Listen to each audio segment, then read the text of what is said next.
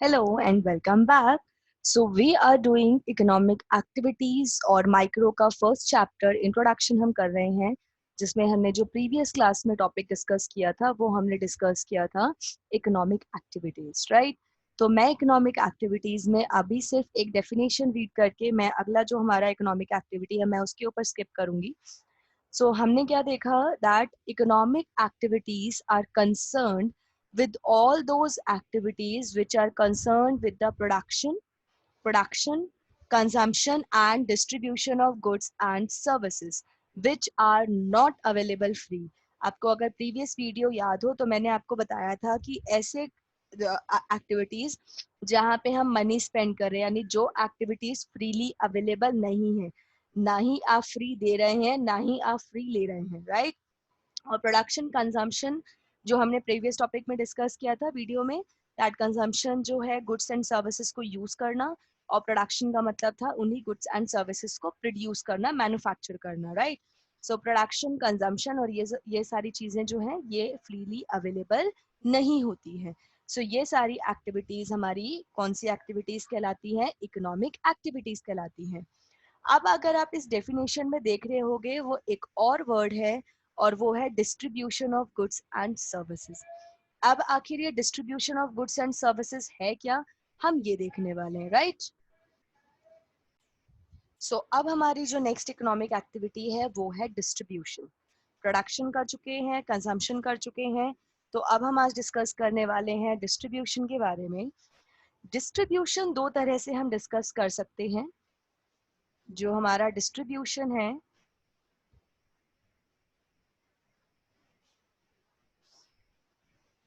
ये आप देख सकते हो, या तो आप जो गुड्स एंड सर्विसेज प्रोड्यूस कर रहे हो, आप जो गुड्स एंड सर्विसेज प्रोड्यूस कर रहे हैं ये हमारी सोसाइटी में कैसे डिस्ट्रीब्यूट हो रहा है, राइट? ये हमारी सोसाइटी में जो हमारी सोसाइटी में डिस्ट्रीब्यूट हो रहा है, कैसे लोगों में गुड्स एंड सर्विसेज डिस्ट्रीब्यूट हो रहा है, जो आपका कहीं ना कहीं किस पे डिपेंड करता है? प्राइस पे डिपेंड करता है. Y price? बिकॉज आप कोई भी गुड्स एंड सर्विसेज किसको डिस्ट्रीब्यूट कर रहे हैं, यानी वो गुड्स एंड सर्विसेज कौन यूज कर रहा है, ये डिपेंड करता है कि उसका प्राइस कितना है और कौन उस प्राइस को पे करने की कैपेबिलिटी रखता है, कौन इस प्राइस पर कोई गुड्स या सर्विसेज अफोर्ड कर सकता है. फॉर एग्जाम्पल अगर हम बात करें एसी की, तो बहुत सारे ऐसे लोग हैं जो एसी हैं वो अफोर्ड नहीं कर सकते. रेफ्रिजरेटर अगर हम बात करते हैं तो उसका प्राइस ऐसा हाई होता है कि काफ़ी सारे लोग वो यूज़ नहीं कर सकते. तो इस तरह से क्या है कि कुछ गुड्स जो हैं, लग्जरियस जो गुड्स होते हैं वो एक सेक्शन के लिए होते हैं, और कुछ अदर गुड्स होते हैं जो सभी सेक्शन के लिए डिपेंड करता है. सो अल्टीमेटली किसी भी प्रोडक्ट का प्राइस डिसाइड करता है या डिटरमाइन करता है कि उसका डिस्ट्रीब्यूशन कैसे होना है among the people in the society. Fine. This is the first aspect जिसमें हम देख रहे हैं कि ठीक है, आपने गुड्स बना लिया, आपने इन गुड्स एंड सर्विसेज को प्रोड्यूस भी कर लिया, आपने अब उसको कंज्यूम करना है, जितने भी कंज्यूमर्स हैं उनको देना है. तो एक्चुअली आप किस बेसिस पर ये गुड्स एंड सर्विसेज प्रोवाइड कर रहे हैं, या किस बेसिस पर हमारी देश में जो लोग हैं वो गुड्स एंड सर्विसेज खरीद पा रहे हैं, नहीं खरीद पा रहे हैं, क्या पेइंग कैपेसिटी पे डिपेंड करता है या पेइंग कैपेसिटी पे डिपेंड नहीं करता है. सो ये सारी चीजें डिस्ट्रीब्यूशन में हम देखते हैं, ठीक है? अब बारी आती है डिस्ट्रीब्यूशन के डेफिनेशन की. डिस्ट्रीब्यूशन का एग्जैक्ट जो हमारा यहाँ पे अब दूसरा एस्पेक्ट जिसकी हम बात कर रहे हैं वो है how income generated is distributed among the factors of production. अब आपके लिए यहाँ पे काफी सारी चीजें नई हैं जो हम देखेंगे. एक वर्ड आपको यूज किया है यहाँ पर, उसके बाद मैं डेफिनेशन पे वापस से आऊंगी, और वो वर्ड यूज किया है factors of production. And what is this factors of production? Very important factors, बहुत important है. And ये आप 11 से लेकर 12 से लेकर जब तक आप इकोनॉमिक्स पढ़ोगे तो ये फैक्टर्स रहेंगे ही रहेंगे. प्रोडक्शन आपने देख लिया कि that in which you produce और you make something, you produce goods and services, तो that process is known as production. Factors का मतलब होता है कि प्रोडक्शन करने के लिए कौन कौन से फैक्टर्स की जरूरत होती है, कौन कौन से फैक्टर्स रिक्वायर्ड हैं हमें. तो there are 4 factors. Generally, there are 4 factors. The first factor is, I guess you have done this in ninth class as well. This factors of production or requirements of production. I don't think so कि आपको याद होगा. In the Palampur village हमने किया था. So आपका है, first is land. The next one is labor. The third one is capital. And the fourth one is entrepreneur.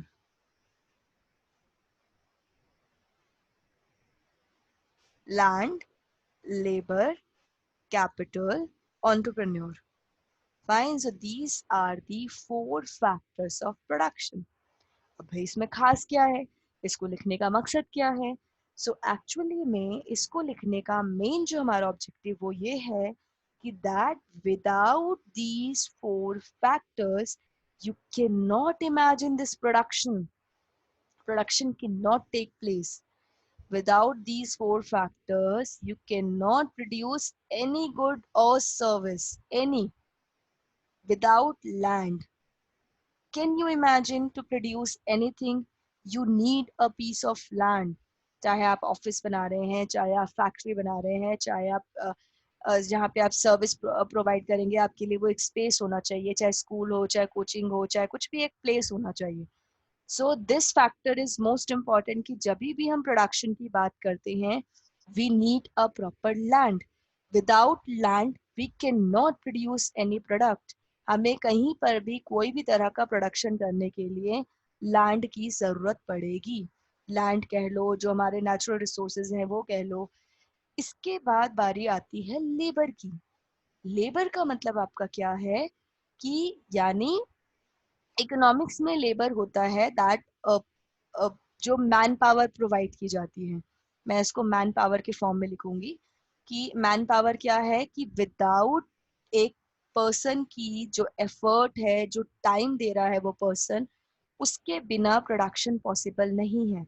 यानी चाहे तो मैनेजर की मैन पावर लग रही है, या जो लोअर लेवल पर लेबर्स काम कर रहे हैं, जो वर्कर्स काम कर रहे हैं, वो सारे आपके आ रहे हैं. तो लेबर में वो सभी लोग आ जाते हैं. लेबर का मतलब एक्चुअली क्या होता है, जब हम रेगुलर अपनी डे टू डे लाइफ में लेबर वर्ड यूज करते हैं तो ये एक अच्छी एक डिग्निटी वाले जॉब के लिए यूज नहीं करते हैं. लेबर हम जनरली कंस्ट्रक्शन वर्कर यानी जो लोअर लेवल पर काम करते हैं हम उनके लिए यूज करते हैं. बट इकोनॉमिक्स में इसका मतलब कंप्लीटली डिफरेंट है. लेबर का मतलब होता है मेहनत, और वो मेहनत कोई भी कर सकता है. अगर मैं भी यहाँ पढ़ा रही हूँ तो मैं भी अपना टाइम प्रोवाइड कर रही हूँ, यानी मैं भी लेबर के पार्ट में आ रही हूँ कि मैं अपनी सर्विसेज प्रोवाइड कर रही हूँ. ठीक है. सो लेबर का मतलब है टाइम. आप कितना टाइम कोई काम कर रहे हैं, आप एफर्ट कर रहे हैं, उसमें लेबर के नाम पर वो चीज आती है. ठीक है. आफ्टर दैट हम बात करते हैं कैपिटल की. सो हमारा बिना कैपिटल का मतलब क्या है? कैपिटल का मतलब इन्वेस्टमेंट कह सकते हो, मनी जो भी आपने यूज किया है. लेट्स सपोज आप कोई फैक्ट्री सेटअप कर रहे हो तो आपको पहले कुछ मनी की जरूरत होगी, जिससे आप कुछ रॉ मटेरियल्स लेकर आओगे, कुछ मशीनरीज लेकर आओगे, कुछ फर्नीचर्स लेकर आओगे, इक्विपमेंट्स लेकर आओगे, and so on. So you need some sort of money or some products, you can say, कि जो भी आपके यूज आएंगे to produce any particular product. Machineries हम बहुत ज़्यादा इंपॉर्टेंट होती है. So machineries, physical assets etcetera, fixed assets, physical assets जो हमने डिस्कस किया, आपने पढ़ा है कभी ना कभी इकोनॉमिक्स में. Fine. So this is known as capital. In case you can see, you can जो भी money invest किया जाता है in the business. बिजनेस में, प्रोडक्शन में कुछ ना कुछ मनी रिक्वायर्ड होता है, और वो जो मनी इन्वेस्ट किया जा रहा है उसको हम कैपिटल के नाम से जानते हैं. And the entrepreneur is the owner. Owner क्यों है भाई? बिकॉज ऑनर का क्या मतलब है कि अब मान लो कि लैंड अपनी जगह है, लेबर अपनी जगह है, कैपिटल अपनी जगह है. This is the only person जो ये सारे फैक्टर्स को एक जगह लाता है, बांधता है, और फिर प्रोडक्शन स्टार्ट कराता है. बिना मालिक के, बिना ऑनर के एक प्रोडक्शन प्रोसेस स्टार्ट नहीं हो सकती. every organization or every production unit has an owner, because वो ऑनर ही है जो ये सारी एक्टिविटीज को कंबाइन करता है, सारे फैक्टर्स को एक जगह लेकर आता है, एंड देन दैट पर्सन वो अपने आइडियाज देता है कि किस आइडिया पे वर्क करना है, कौन सा बिजनेस स्टार्ट करना है, एंड देन वो सारे इनपुट्स को एक साथ लेकर आता है, and that after this person, जो ये पर्सन का जो एफर्ट होता है, उसी के बाद प्रोडक्शन हो सकता है. So this factor is also the most important factor. So you cannot imagine your production without land. You cannot, even बाकी सारे हैं but land नहीं है, it is not possible. Labor, बाकी सारी चीजें हैं, लेबर नहीं है, एक पर्सन अपना एफर्ट नहीं दे रहा है, दिस इज नॉट पॉसिबल. लोगों की एफर्ट जरूरत है, चाहे वो कोई भी पर्सन एफर्ट दे रहा हो. ठीक है, पैसों के बिना कुछ बिजनेस या प्रोडक्शन स्टार्ट करना मुश्किल है. एंड जो एंटरप्रेन्योर है हमारा, जो पर्सन है, जो ऑनर है, उसके बिना प्रोडक्शन पॉसिबल नहीं है. सो दैट्स वाई इन सारे फैक्टर्स की जो इम्पोर्टेंस है हमारी प्रोडक्शन प्रोसेस में, वो बहुत ज़्यादा है. तो इसीलिए हम इसको एक स्पेशल नेम के अंदर या कैटेगरी के अंदर हम बात करते हैं, and these factors are known as factors of production. Fine. So अब बारी आती है कि ये जो फैक्टर्स ऑफ प्रोडक्शन है, लैंड को क्या मिलता है. अगर आप किसी की लैंड अपने प्रोडक्शन के लिए इस्तेमाल कर रहे हैं, तो हम उनको पे करते हैं रेंट. अगर हमारे को कोई एफर्ट दे रहा है, कोई मैन पावर दे रहा है, तो हम उसे पे करते हैं वेजेस. अगर कोई पर्सन जो है वो कैपिटल यानी मनी दे रहा है, तो मनी पे जनरली पे किया जाता है इंटरेस्ट, और ऑनर को मिलता है प्रॉफिट. ये इंटरेस्ट का कंसेप्ट हमारा क्या है, बिकॉज जो मनी है, कैपिटल यानी जो मनी, ये दो सोर्सेस से आया होगा. ये दो सोर्सेस से आया होगा. वो दो सोर्सेस हमारे क्या हैं, वो दो सोर्सेस हैं आपके. फर्स्ट, या तो आप अपनी सेविंग्स में से यूज कर रहे हैं,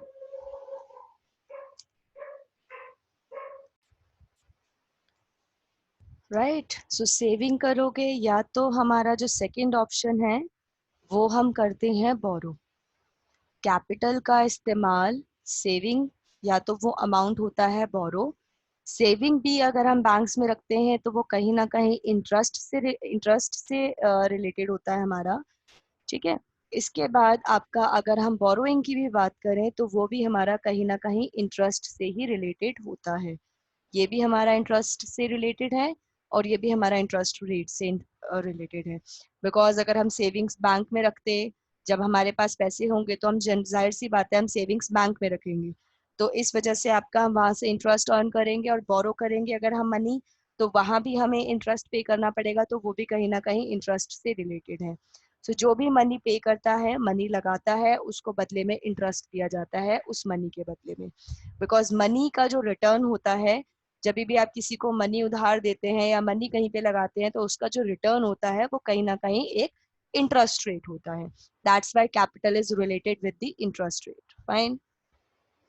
सो हमारा बेसिकली अब तक हमने यही देखा है कि हमारे 4 फैक्टर्स ऑफ प्रोडक्शन होते हैं, और ये जो हमारे 4 फैक्टर्स ऑफ प्रोडक्शन है, इनको इनकम मिलती है rent, wages, interest and profit, और हमारे ये फैक्टर्स ऑफ प्रोडक्शन कहलाते हैं. ठीक है. सो बेसिकली आपका यहाँ पे ये है कि जो भी इनकम जनरेट हो रही है, इनकम जनरेशन का मतलब क्या है, दिस इज द इनकम ना. रेंट जो है वो हमारे लैंड ओनर के लिए इनकम है. ये जो हमारा रेंट है ये हमारे लैंड ओनर के लिए इनकम है. ये हमारी जो वेजेस हैं वो लेबर के लिए इनकम है. इंटरेस्ट जो है, जो कैपिटल लगा रहा है, वो उसके लिए इनकम है. और जो हमारे प्रॉफिट है वो ऑनर के लिए इनकम है. सो ये income in factors of production में कैसे बट रही है, किस हिसाब से रेंट मिल रहा है, किस हिसाब से वेजेस मिल रहा है, किस हिसाब से इंटरेस्ट पे किया जा रहा है, और किस अकॉर्डिंग प्रॉफिट जा रहा है. कहीं वेज में और प्रॉफिट में बहुत ज़्यादा डिफरेंसेस तो नहीं आ गया, कि जो वर्कर्स हैं, जो वेजेस हैं, वो उनको ढंग से उनकी वेजेस नहीं मिल रही है, जो जनरली हम इंडिया में केस देखते हैं, या कहीं पर भी जहाँ ओवर पॉपुलेटेड कंट्री है, वहां पर आपका क्या होता है, जो वर्कर्स होते हैं उनको लो वेजेस मिल रही होती है, राइट. सो इस तरह से हम ये डिस्ट्रीब्यूशन में देखते हैं वेदर कि क्या इनमें डिस्ट्रीब्यूशन सही से हो रहा है so that everyone is able to afford their basic needs. So ये हम आइडियल की बात करते हैं कि ठीक है, हमने प्रोडक्शन की बात कर ली, हमने कंजम्पशन की बात कर ली, ठीक है, इससे हमारे इनकम जो अमाउंट मनी है वो एक्सचेंज हो गया। लेकिन क्या ये जो काम हो रहा है वो सही हो रहा है? क्या ये रिच और पुअर के बीच में गैप तो क्रिएट नहीं कर रहा है? क्या एक सेक्शन एक्चुअली में सारे ही फैक्टर्स कंट्रीब्यूट करते हैं? तो कहीं ऐसा तो नहीं है कि एक सेक्शन बहुत ज़्यादा प्रॉफिट और अर्न कर रहा है और दूसरा सेक्शन भूखे मर रहा है? सो ये सारी चीज़ें हम डिस्ट्रीब्यूशन में चेक करते हैं कि एक्चुअली में ये इनकम कैसे डिस्ट्रीब्यूट हो रही है, किसको कितना इनकम मिल रहा है। So this process is known as distribution. So this is also an economic activity because again it is related to money, it is related to income, it is related to services, etc. Fine, तो services दे रहे हैं तब जाके income earn कर रहे हैं, तो ये सब क्या है? मनी को अर्न कर रहे हैं, right? So that's why this is also an economic activity. अब एक और हमारी फोर्थ इकोनॉमिक एक्टिविटी जो मैं यहीं पर लिखना चाहूंगी, और वो हमारी एक्टिविटी है इन्वेस्टमेंट. मैं यहीं पे कवर कर दूंगी सो दैट हमारा टॉपिक कवर हो जाए. एक और इकोनॉमिक एक्टिविटी है वो है इन्वेस्टमेंट. हम इसको इकोनॉमिक एक्टिविटी में कवर भी कर सकते हैं. कई बुक इन्वेस्टमेंट को कहेगा, कई नहीं कहेगा, तो डिपेंड करते हैं. वैसे इकोनॉमिक एक्टिविटी तो बहुत सारे हैं, बट हम यहाँ पर कुछ मेजर एक्टिविटीज की बात कर रहे हैं जो कहीं ना कहीं आप यूज करेंगे और इससे बाकी सारी एक्टिविटीज रिलेटेड है. Even investment is related to the production. So मैं एक बार सेपरेट बताना चाहती हूँ बिकॉज दिस ये वर्ड जो है वो बहुत बार यूज होगा. What is investment in local language? आप लोग बहुत बार इन्वेस्टमेंट वर्ड यूज करते हैं. इन्वेस्टमेंट वर्ड यूज करने का मतलब है that whenever you are putting your money in any business, जब भी आप बिजनेस में कोई मनी आप लगा रहे हैं और वहां से आपको फ्यूचर में रिटर्न मिलने के चांसेस होते हैं. वर्ड यूज किया जाता है रिटर्न्स. कहाँ आप जनरली बिजनेस में आप मनी इन्वेस्ट करते हैं? कई बार आपको आइडियाज होंगे कि ठीक है इसका बिजनेस हम करेंगे आफ्टर 12th, या बहुत सारे लोग हैं जो कोई ना कोई बिजनेस में इन्वेस्ट करना चाहते हैं, जो मनी कहीं ना कहीं इन्वेस्ट करते हैं और इस उम्मीद में आप पैसे, जहां पर आप पैसे लगा रहे हो और इस उम्मीद में लगा रहे हो कि आपको इससे रिटर्न मिलेगा, इससे फायदा मिलेगा. मिलेगा नहीं मिलेगा वो बात की बात है, बट ये एक्सपेक्टेड है कि हाँ मुझे यहाँ से रिटर्न मिलने के चांसेस हैं. सो जहाँ पर आप इस तरह का मनी स्पेंड करते हैं जहाँ से आपको रिटर्न मिलता है, फ्यूचर में ज़्यादा फायदा मिलता है जितना आपने मनी लगाया है, वो सारी जो मनी स्पेंडिंग है वो खर्चा नहीं होता है, वो इन्वेस्टमेंट होता है. तो या तो आप मनी, जब आप किसी को पे कर रहे हो मनी, या तो वो एक्सपेंडिचर होगा या तो वो इन्वेस्टमेंट होगा. एक्सपेंडिचर, कोई भी खर्चा या तो एक्सपेंडिचर हो सकता है या तो इन्वेस्टमेंट हो सकता है. तो एक्सपेंडिचर तब है जब किसी भी तरह का कोई रिटर्न नहीं है, कोई प्रॉफिट नहीं है, बस आपने खर्च कर दिया अपनी जरूरत के लिए या किसी भी चीज के लिए. लेकिन इन्वेस्टमेंट में खर्चा करने का मतलब है दैट यहाँ पे आपने मनी स्पेंड किया और ऐसी चीजों पे स्पेंड किया जहां पर आपको फ्यूचर में रिटर्न्स मिलेंगे. फॉर एग्जांपल आपने बिजनेस खोलना है तो आप मशीनरी वगैरह खरीद के ला रहे हो, मशीनरीज, लैंड, इक्विपमेंट्स, आप इन सब में इन्वेस्ट कर रहे हो, आप स्टॉक मार्केट में लगा रहे हो, या आप मनी को बैंक में रख रहे हो, वहां से भी आपको रिटर्न्स मिलते हैं.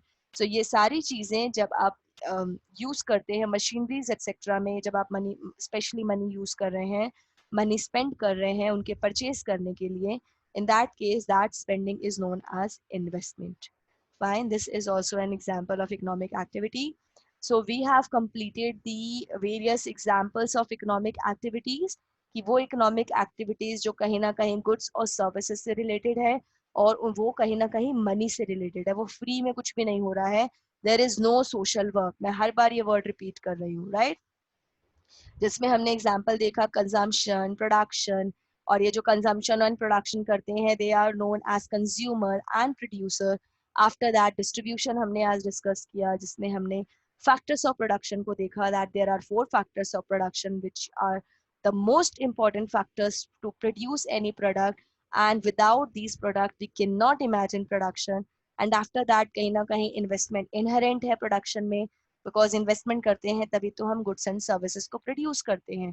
सो ये सारा था, this is all about the economic activities. अगर आपको वीडियो अच्छी लगी है सो लाइक करना ना भूलें. Thank you so much for watching it.